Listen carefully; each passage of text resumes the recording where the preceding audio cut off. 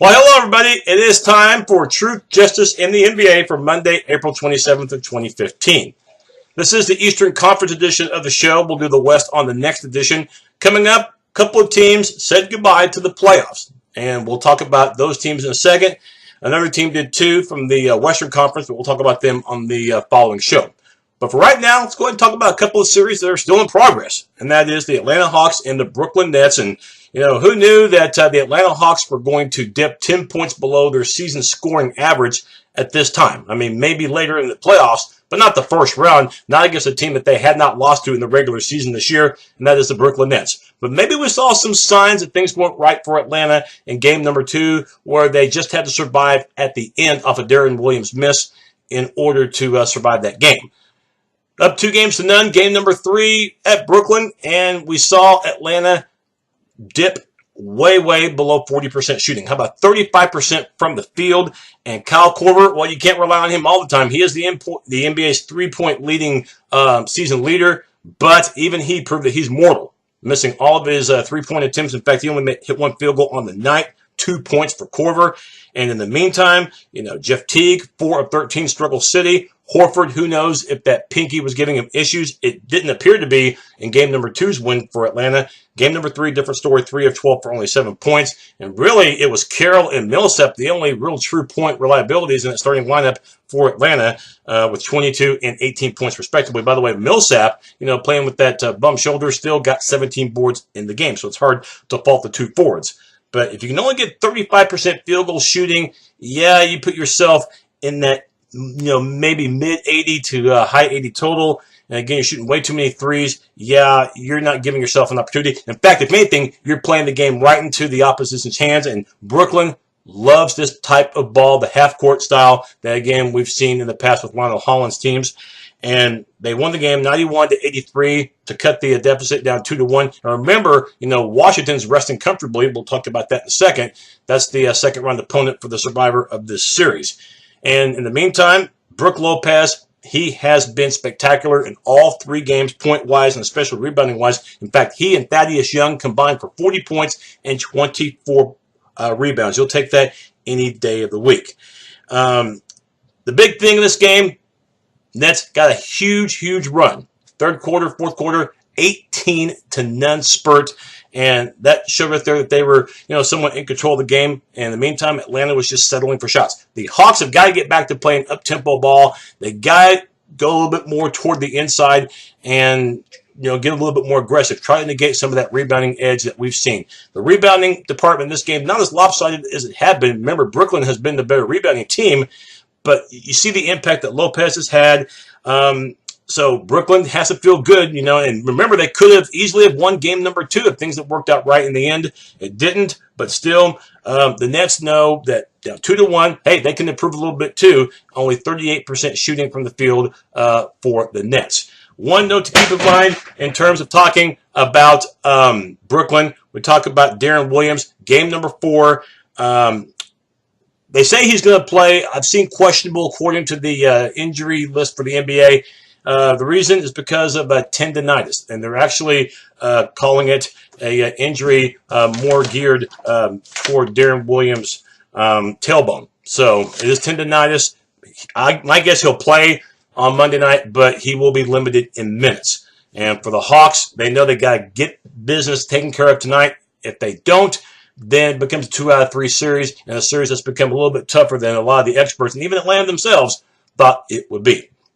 Speaking of getting their first win in the series, how about Milwaukee? The Bucks almost pulled it off in double overtime versus Chicago, but not quite. Bulls up 3-0, trying to close the series out in Milwaukee.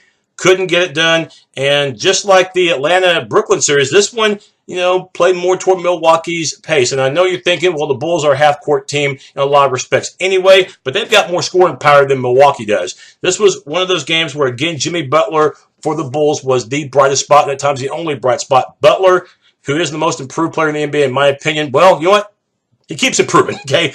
More than 28 points per game of his last 4 games. You have to tip your hat off to this guy. He's doing all that he can. And, yeah, the Bulls did lose this one, but Butler, you feel, if he continues to play this way, their chances of winning Game 5 at home will increase. Another way that the Bulls will increase their chances of winning Game 5, How about controlling the turnovers? 26 of them for Chicago, and quite a few from Derrick Rose, including a pivotal one with the game tied in the final seconds. You commend Rose for the stretch that he had. I think he scored about 9 points in just over a minute when Milwaukee had a 6-point lead with a minute and a half to go. But still, it was not a great game for Rose anyway, shooting and especially controlling the ball. Pivotal turnover with just over a second to go, and that was Jerred to Jered. Jerred Dudley, a inbounds pass from the side, a cutting Jerred Bayless, and Derrick Rose, speaking of bad games, 2 steps behind Bayless. That was his responsibility, and Bayless laid it in off the glass as time ran out. So Milwaukee stays alive.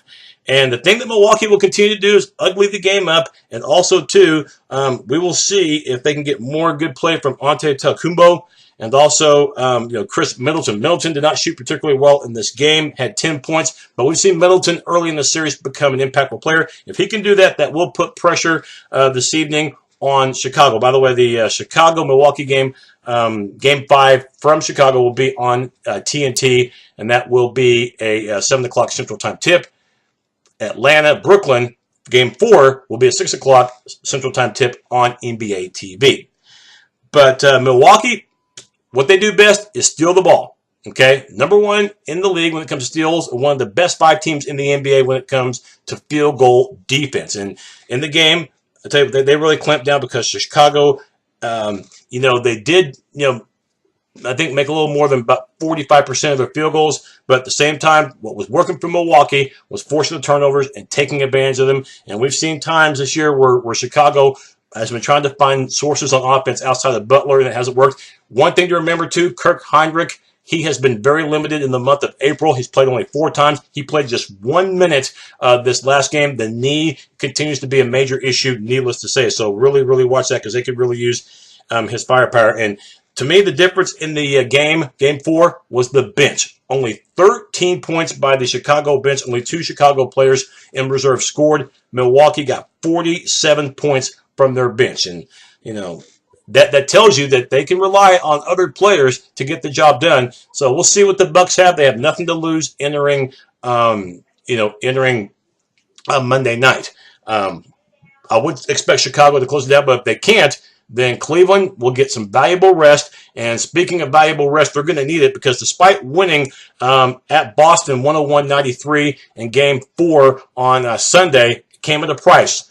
2 players with some uncertainty for the future, 1 due to injury and 1 because he was just being a jackass. Well, first of all, talk about the guy that's going to be out for a while due to injury. As you probably already know, Kevin Love. Now, Kevin Love, who really came along in game number 3 with his impactful performance, his first ever playoff series. Early on, suffered a separated shoulder, got tangled up with Kelly Olynyk of Boston, and it might have been an accident, who knows, but Kevin Love thinks it was on purpose, okay? And I guess some of his teammates thought the same thing because later on in the game we see Perkins just lay in a very, very hard pick and might have used a little head in the process on Jay Crowder. Crowder didn't like it, took exception, both got teased. And then later in the game, when Cleveland led big before the Boston comeback that made it interesting, we saw J.R. Smith go back with his arm and, pop Crowder.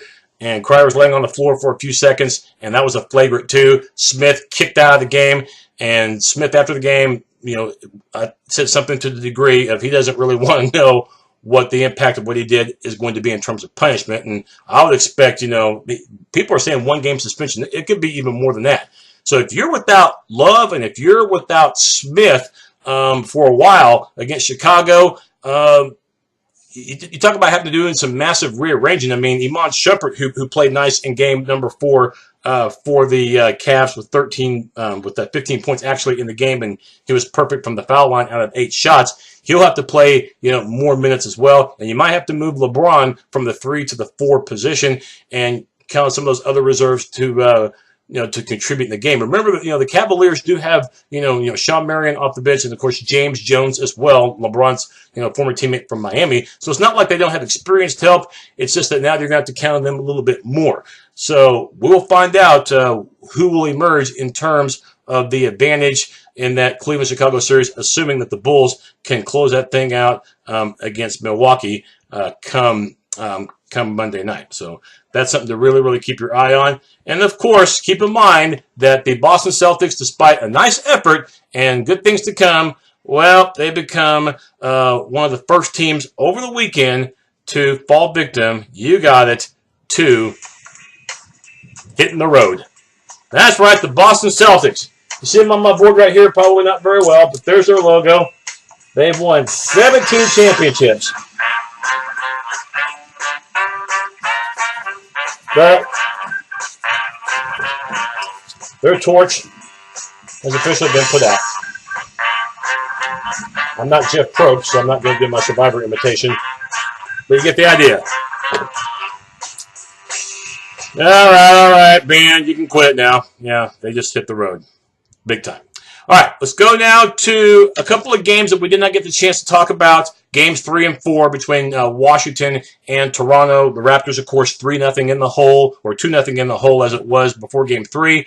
And early on, you saw them play pretty good. I mean, they actually had a nice lead early on thanks to DeMar DeRozan. 20 first-quarter points, a franchise playoff record for the guys north of the border. And then Washington late in the quarter got hot and cut the lead down to 2. And then once, Washington got the lead, they were able to maintain it and maintain it well.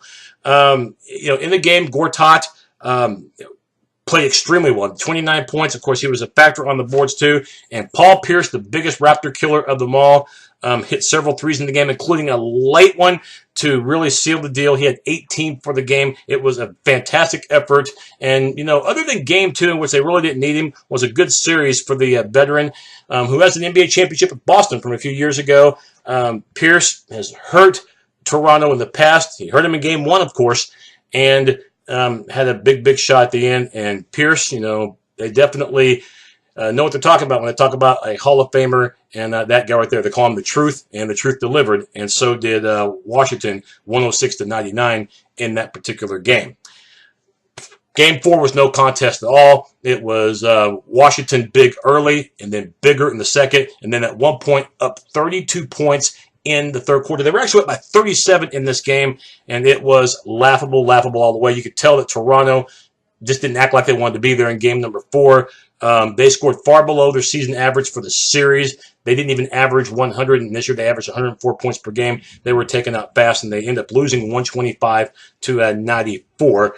And the combination of Wall and Beal, by the way, 37 points, okay? And also 17 of 18 from the foul line for that fantastic backcourt, which definitely shows signs of getting even better, and that's bad news for the rest of the Eastern Conference. Pierce had 14 in the game, and it was just a game in which, Kyle Lowry for the series, and that game was really indicative of his series. Yeah, I know he ended up with 21 points, but remember, too, that he had 6 turnovers in the game, and the game before in Game 3, he was non-existent. So Lowry had a disappointing series, and you have to wonder what kind of changes Casey and the boys will make next year from Toronto. And, yeah, Toronto, we're going to have to give them the old cross as well. Sorry. And just like the Jurassic Park dinosaurs, or the dinosaurs from the D.C. area, the Toronto Raptors playoff era is now extinct.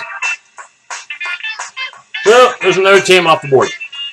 That is my look as we shut the band up for Hit the Road, Jack. It's time for me to hit the road as we will talk about the Western Conference on our next edition, as at least one team had to say goodbye to the playoffs as well. We'll definitely break down the Warriors-Pelicans Game 4, which I haven't had a chance to talk about yet. Plus, we'll talk about Game 3 of Memphis-Portland.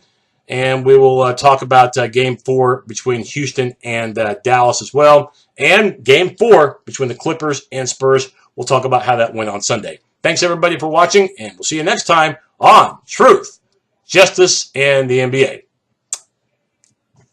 Thanks, Toronto. Thanks, Boston. It was fun.